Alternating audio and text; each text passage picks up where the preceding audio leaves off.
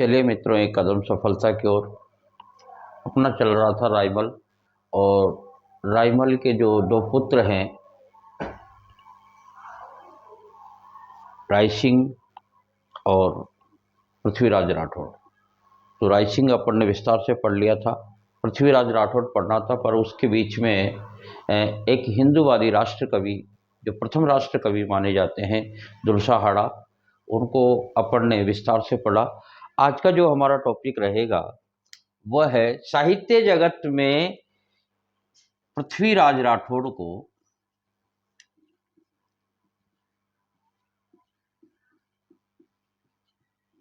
पीथल के नाम से जानते हैं। यानी कि पाथल और पीथल कविता है। महाराणा प्रताप को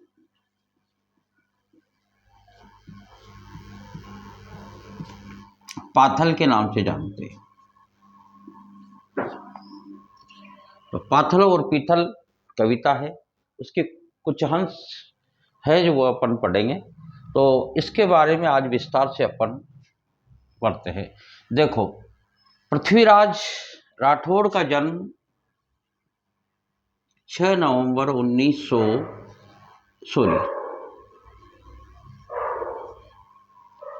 1549।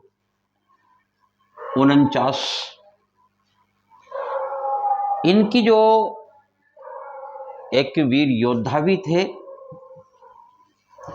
और कवि भी थे, डिंगल भाषा के कवि।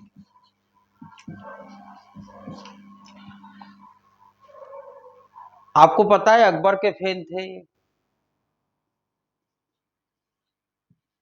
दुर्साहाड़ा, और दोनों इसी के दरबार में थे, दुर्साहाड़ा और पृथ्वीराज राठौड़। क्योंकि अधीनता स्वीकार कर ली थी इनके पिता ने, तो राय सिंह भी चले गए थे और पृथ्वीराज राठौड़ भी उन्हीं के दरबार में थे।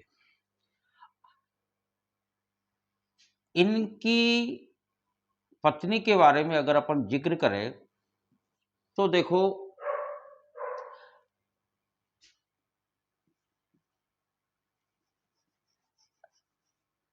रावत हरराज। रावत हरराज के 3 पुत्रियां थी। एक थी गंगा कंवरी,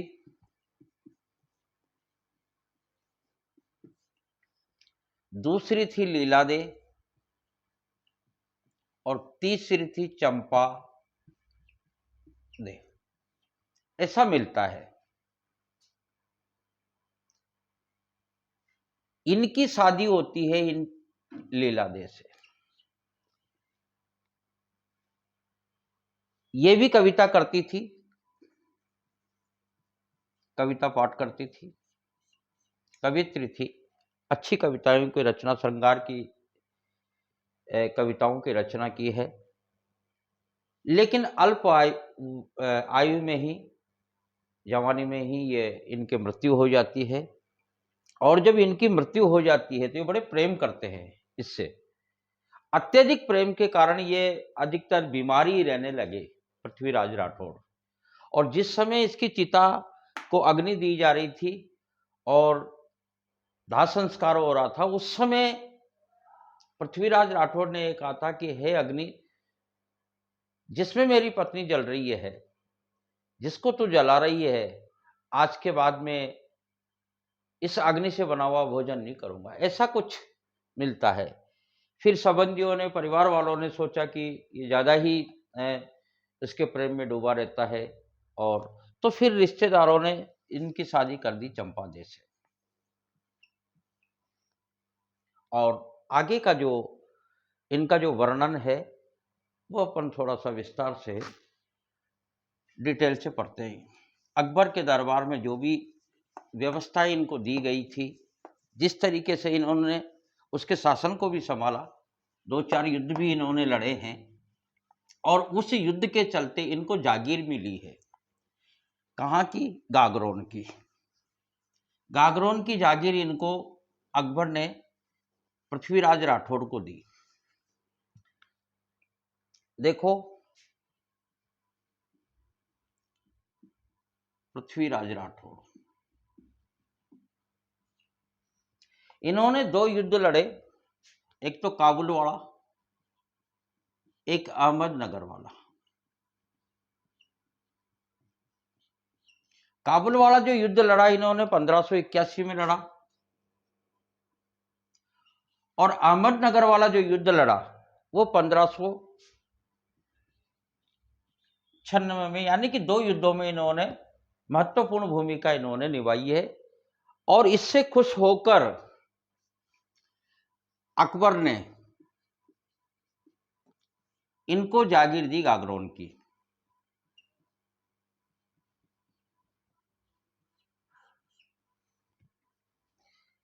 गागरोन की जागीर दी, और महाराणा प्रताप के बहुत बड़े फैन थे।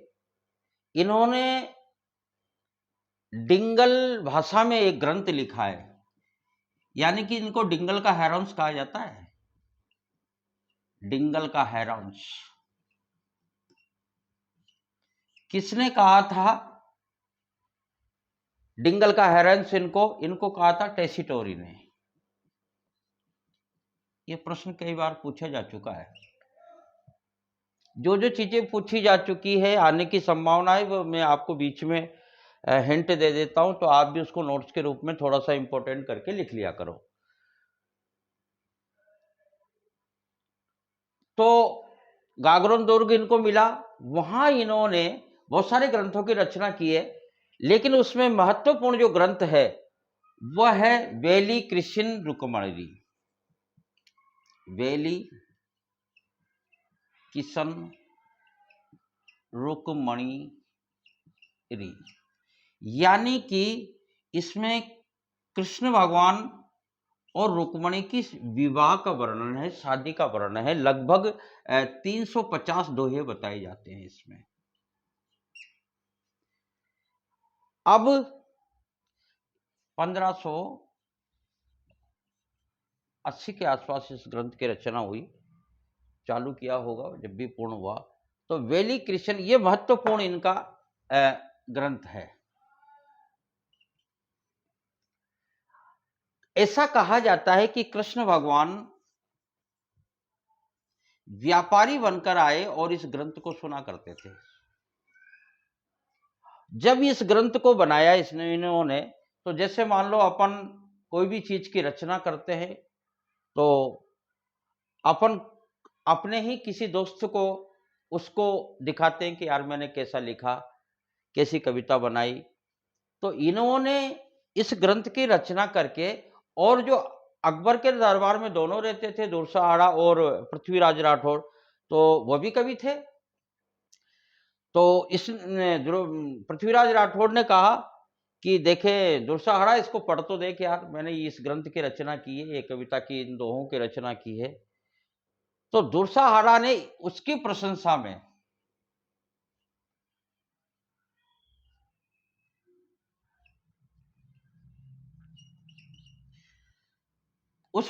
में उन्होंने ये कहा, दुर्साहाड़ा ने, कि हमारे हिंदू धर्म में 4 वेद होते हैं। मित्र ये 5वां वेद है। 18 पुराण होते हैं, ये 19वां पुराण है। यानी कि वेली किशन रुक्मणी, दुर्साहाड़ा ने 5वां वेद और 19वां पुराण बताया है।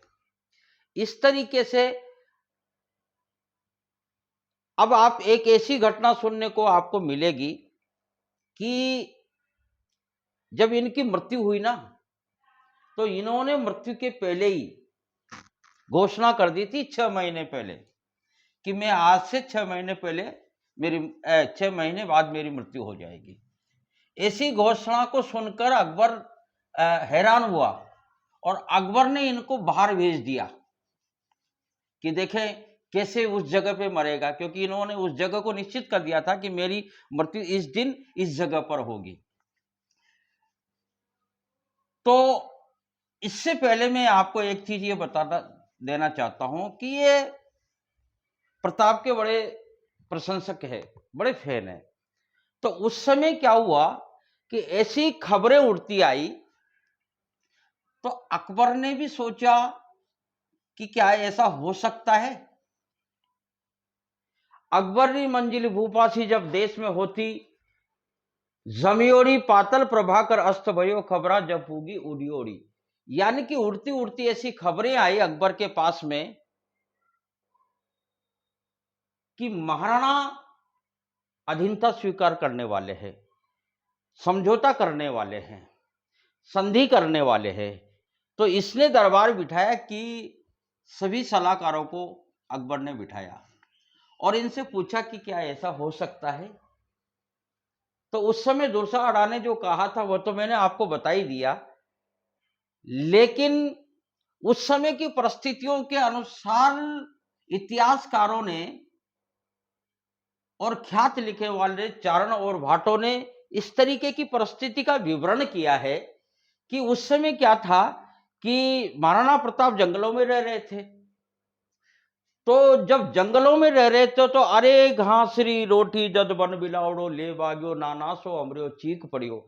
यानी कि घास की रोटी खाते थे और जब घास की रोटी खाते थे तो बिल्ली का बच्चा एक बिलाव आता है, जंगली बिलाव, और उस घास की रोटी को अमर सिंह, कुंवर अमर सिंह के हाथ से छीन कर ले जाता है। तो अमर सिंह चिल्लाने लग जाता है, रोने लग जाता है। तो महाराणा प्रताप बड़े दुखी होते हैं उस चीज को लेके। और एक तरफ तो होते हैं दुखी और एक तरफ उनको यह आता है कि पूत के लखन पाड़ने में नजर आ जाते हैं। मैं इतने संघर्ष और कठिनाइयों के बाद भी मुगलों की अधीनता स्वीकार मैंने नहीं की अपनी मातृभूमि की रक्षा के लिए, और एक ये मेरा बालक है जो बिल्ली के बच्चे से डर गया।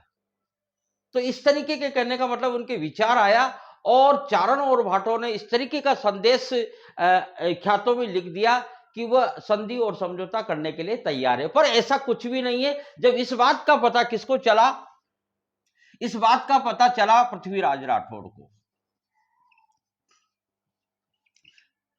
जब पृथ्वीराज राठौड़ को पता चला और अकबर ने यह दरबार लगाया कि क्या ऐसा हो सकता है, तो फिर इन्होंने, पृथ्वीराज राठौड़ ने एक पत्र लिखा महाराणा प्रताप को, और उस पत्र में उन्होंने अपनी भाषा यानी कि जो बीकानेर की जो भाषा है, डिंगल भाषा है, उस डिंगल भाषा में एक पत्र लिखा और उन्होंने इस पत्र में लिखा कि मैं अपनी मूंछों पर ताव दूं या तलवार से अपनी देह या गर्दन को उड़ा दूं। तो उस पत्र के जवाब में महाराणा प्रताप ने यह लिखा था कि आप अपनी मूंछों के ताव दो, और अकबर के घोड़ों में इतना दम नहीं है और अकबर में इतना दम नहीं है कि वो मेवाड़ की धरती को रोन दे और महाराणा के सर को या पगड़ी को झुका सके। तो ऐसे काव्य पाथल और पीथल, एक कविता है पाथल और पीथल। मैंने कहा था आपसे कि पीथल का मतलब पृथ्वीराज और पाथल का मतलब महाराणा प्रताप। इनके बीच में जो संवाद होता है वो संवाद पाथल और पीतल कविता के नाम से जाना जाता है। इसकी कुछ पंक्तियां आप देखो, इसकी पंक्तियां देखो आप।